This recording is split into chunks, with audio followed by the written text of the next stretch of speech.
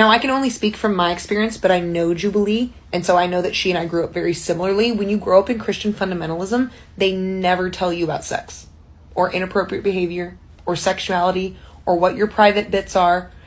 You don't know that, like, the grown man grabbing and rubbing your legs or sticking his fingers in your pockets is wrong. You're also taught to obey your elders no matter what, especially if those elders are in any way associated with your church or your youth group or your Sunday school.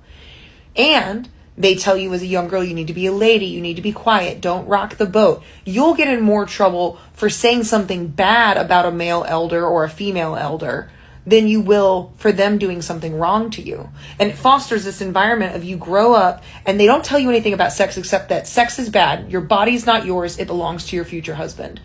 So you grow up with absolutely no knowledge. You grow up with this naivety that anyone who's involved with your church or your family or your religious sect is totally safe and fine. And you're also taught that anything sexual is bad. So even if you start to question, is this inappropriate? You think, oh no, they're going to blame me. I'm dirty. I'm used up. My future husband's not going to want me, whatever it is. I had precisely 0 sex education until I was 25.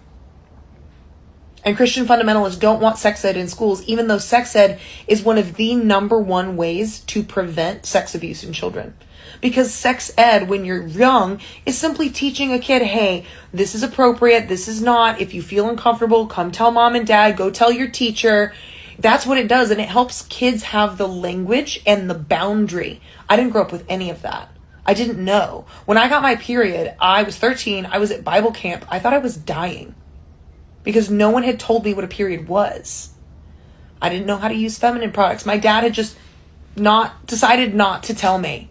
My dad's birds and the bees conversation with me was, if a guy tries to touch you, beat the shit out of him.